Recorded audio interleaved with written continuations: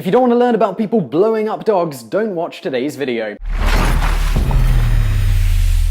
I'm Simon Whistler, you're watching the Today I Found Out YouTube channel, and in the video today, you're going to learn about the military applications of dogs that are a little bit less than humane.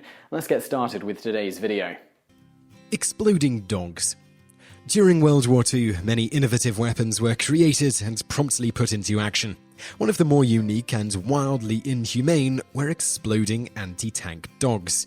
These dogs, usually Alsatians, were also called Hundminen, or dog mines. They were trained to carry explosives on their bodies to enemy tanks, where they would be detonated. No, it did not end well for the dogs in question.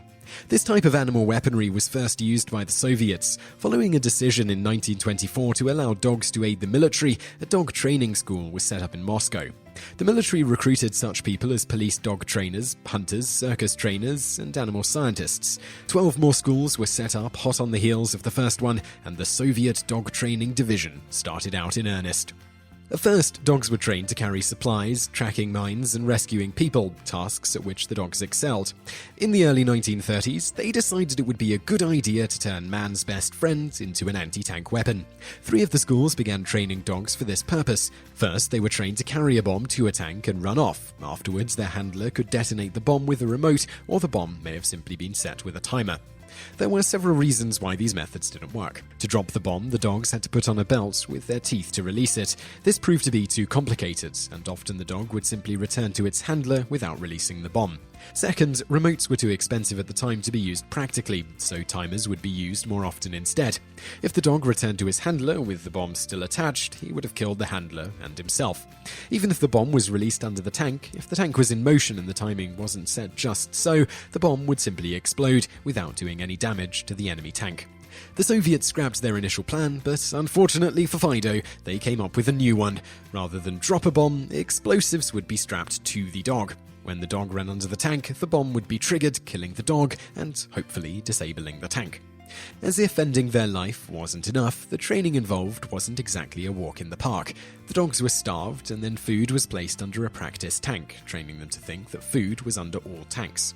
After a while, additional battle sounds were added to their practice runs so they wouldn't be spooked when they were running under the real thing. Anti-tank dogs started being used in earnest in 1941 when German forces advanced on Soviet lands. 30 dogs kicked off what would be a rather lackluster debut for the exploding dog force. Indeed, the dogs were so ineffective that the Soviet military was accused of simply sacrificing them. Part of the problem was that many of the dogs refused to dive under the tanks in the field. They were being shot at, which hadn't happened in training, and they were understandably not willing to dive under some huge noisy beast that was seemingly trying to kill them. Food can only motivate an animal so much. I could put a steak on my vacuum cleaner, and my dog wouldn't go near it, even if she hadn't eaten in ages. A tank with guns a-blazing is more noisy and frightening.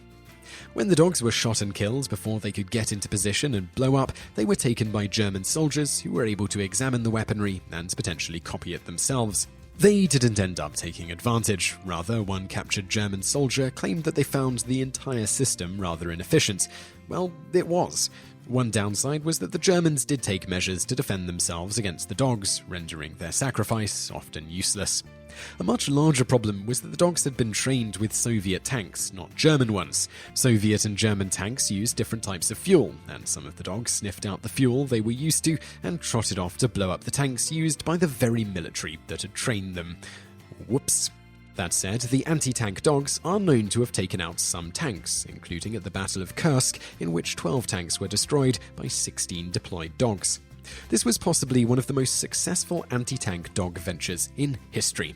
The Soviets later reported that some 300 tanks total had been destroyed by anti-tank dogs, but many questioned this number, thinking it was probably made up by the Soviet government, who wanted to justify the program, particularly justify killing so many dogs with so few results. Whether they were useful or not, anti-tank dogs started to be used less and less from 1942 onwards, though there were still anti-tank dogs that continued to be trained until 1996. While the Soviets were perhaps the most prominent users of anti-tank dogs, they were trained in other countries too, including Japan and the United States. Much more recently, bombs were strapped to dogs as late as 2007, when insurgents attempted to use them during the last Iraq War. In this case, there's only one documented case of a bomb actually being detonated while attached to a dog, though.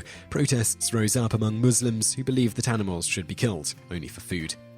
Bonus facts. Dogs were not the only weaponized animals. There were attempts to make bomb carriers out of cats, birds, and rats. Bombs have also been strapped to camels, horses, donkeys, and mules. Donkeys were especially favored in Iraq because they could carry packs stuffed with bombs without looking suspicious. Even monkeys, and supposedly whales, could not escape the military's explosive reach. Bonus fact 2. Dolphins trained to kill by the Soviet Union were sold to Iran in the 1990s when the Russian military closed its marine mammal program. The United States Navy still has such a program, though dolphins are supposedly not trained to kill, but rather to perform various other tasks. So I really hope you liked that video, and if you did like it, click like below and leave us a comment to let us know what you think. And also check out a couple of our other videos, which are linked to on the screen now, and don't forget to subscribe for brand new videos every day. Thanks for watching.